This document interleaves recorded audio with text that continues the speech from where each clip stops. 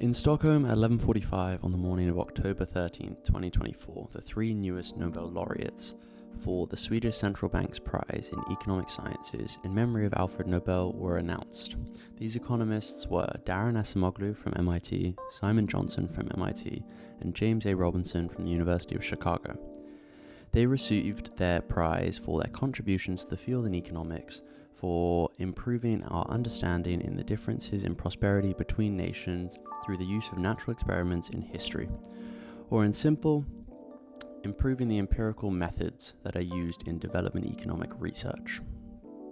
When the laureates were announced on livestream, I was super duper excited because this marks the fourth set of Nobel laureates to win an economics prize for economic development, which is the field I specialize in.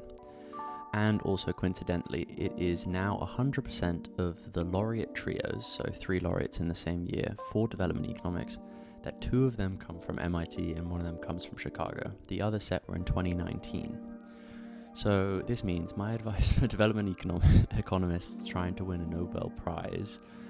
either go work at MIT and find somebody else from MIT and the University of Chicago and write a really, really good paper, or go to Chicago and find two people from MIT and write a really good paper,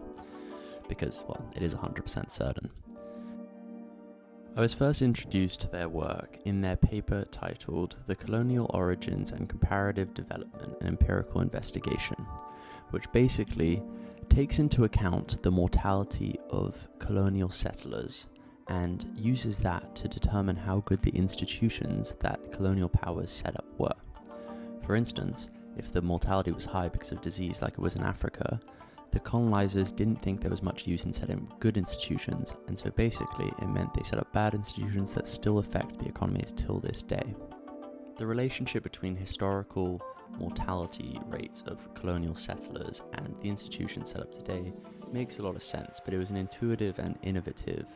way of thinking about how we could use historical data and natural experiments to define current institutions and development. Makes a lot of sense if you think about, let's say, two British Empire colonies, one in Africa in kind of malaria and disease and infectious disease ridden country, or we look at New Zealand. Basically, the theory is that when settlers came and realized that there was a lot of death and disease, they didn't set up institutions that governed properly. They set up institutions that extracted as much as quickly as possible, as opposed to if it was easy to live there, they would set up institutions that would further the country because they wanted to stay there and they wanted to grow businesses and they wanted to invest more and develop more in that country. However, these brilliant papers are just the tip of the iceberg, and I definitely recommend going and read out more of their research because they're amazing economists and definitely deserved the Nobel Prize this year, and congratulations to them.